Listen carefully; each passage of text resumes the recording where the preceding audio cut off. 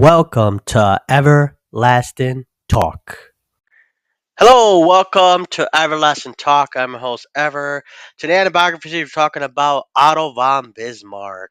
Before we continue, make sure to go to the link below. On there, there's my Instagram, X, YouTube channel, podcast links, Blogger, Twitch, Kick, and Spring. I actually got shirts and stuff, so I love your support.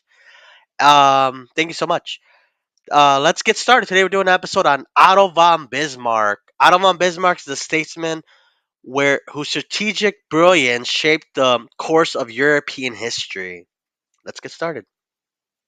Born on April 1st, 1815 in Schönhausen, Altmark, Prussia, later Germany, into an aristocratic the Bismarck family of Prussia.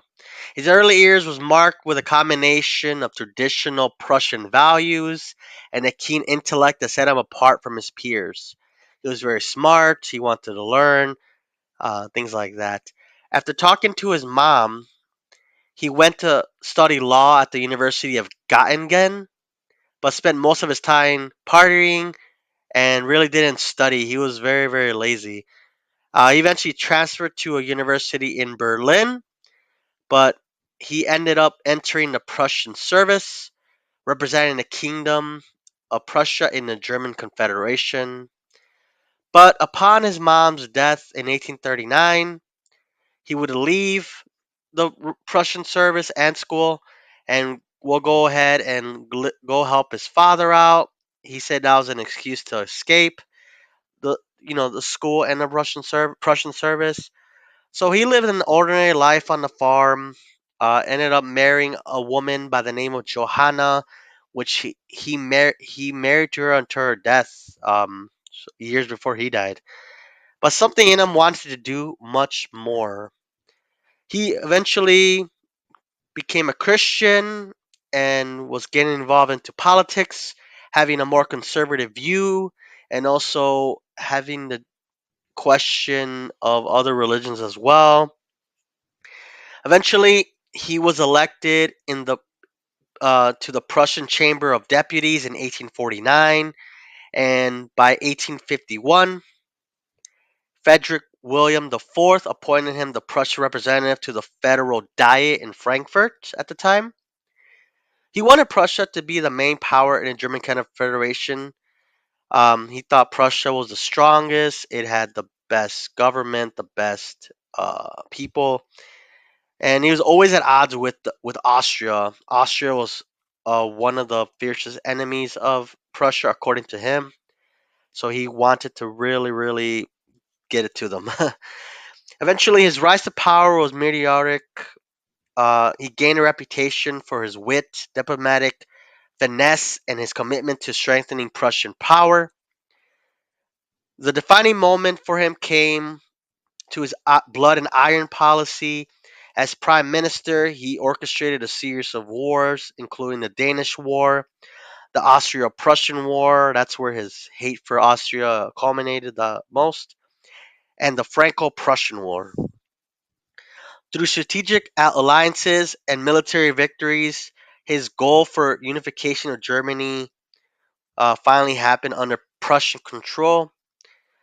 He was became the first Chancellor of the German Empire from 1871 to 1890. But by 1890, he was at odds and had several disagreements with Kaiser William II, which led to dismissal.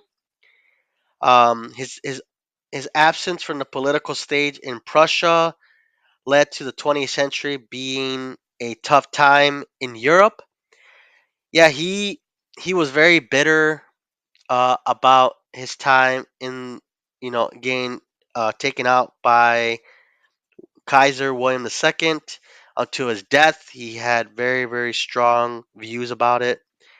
Um, he would eventually pass away on July 30th, 1898, in Friedrichshaus in Germany at the age of 83.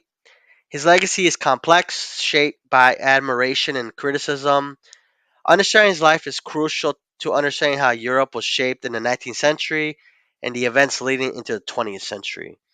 Yeah, like that's why it's very important to care about him because he did leave that dynamics in Europe that led to his political strategies being very key in Europe and shaping the nations of what became Germany, Austria, Austria-Hungary.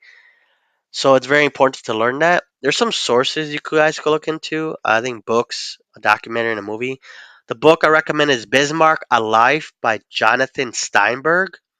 A documentary called Bismarck, the Iron Chancellor, and a movie from 1940 called Bismarck. Those are really good sources you could check out about him. But yeah, um, definitely do your own research with Otto von Bismarck, especially the complexities of European history. And a lot of those wars led to conflicts. In the 20th century, a lot of that stuff led to Germany fighting in World War I. So definitely, I mean, it's a good person to look into. On my next episode, I'm gonna talk about Charles de Gaulle. So that's very important for as well for Europe. Thank you guys so much for joining me. Make sure to like, subscribe, and follow me. Go to my link tree. Go to my Instagram, X, YouTube, Spotify, Twitch, Kick, and Spring. Get your gear. If with the gear, it helps me get better equipment, better, microphones. Eventually, I might do more videos. That'd be cool. But yeah, thank you guys so much, and I'll see you at the next one. Bye. Thank you for listening to this episode of Everlasting Talk. For more content, follow us on Twitch, Twitter, YouTube, and Instagram at Everlasting Talk. Thank you.